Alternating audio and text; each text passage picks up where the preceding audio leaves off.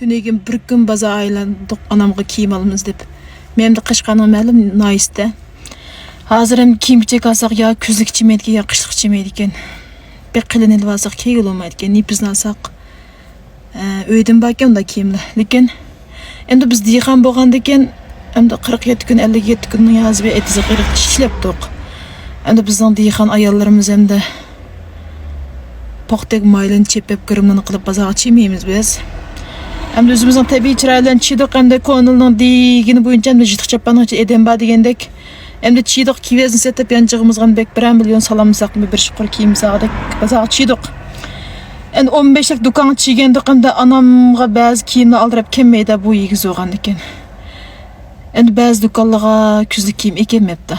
Yazlık kiyimli bak. Hem çiğsek vay nimalısıla köynek kiyim tanla işte alam tanla.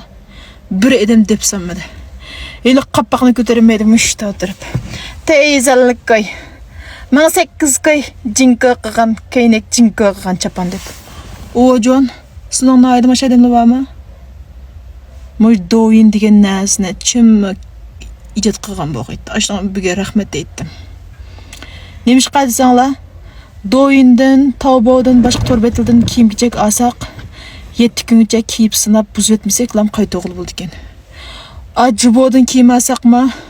Yeşinizden, beden ölçümünüzden çoğun küçük kep qas almaştırıp vermez. Şaşı ofu tabiye ha, döbüdey. Tak ayrımı lazım et kılıçları var. Vay açasıl nədən nəg salılıp mal ne dep çıraylık mamlı qılıdı. Yılıq doyun cübodaki kızı vallahi hanım apaşlar şunda çıraylık kep bilen kiyim satıdı.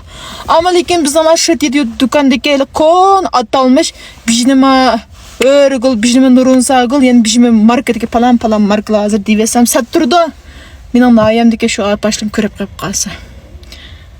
Ay muşunda qılıp degen aylık boyuna qısılı varganca altın mı cın altın muqmayma kallı degen çaş degen şırvaş dek muşta qapak süzüp. Çok qımsılan dukununu çirep kiymeli üçen. Ay şu meyrun dukana çirep 50-60 gırım qılıp çaşımın do pintolap. Gırım nağı dek qılıp boz bibi 50-60 mikoyluk altını silip çirep anı kiyişimiz şart mı? Onda aqıp ketmeğinle. Devir muşunda taraqi qıp ketip qap qalsam şu dedi dukanla taqılıp kesken deplam şu xiyallam qıldım cima. Anda poğaçam mağla sınıp poğaç qıgan muşunda diyğan qılıqlarımız. Ma keynimdeki kipezgin köydün ama açta kipezden tirep piştaldım pul tepep sılan dukununu çırda. Tünnegen aç bazağa çıkıp qalsam ben çüyüm yok piştim yok sikim yok.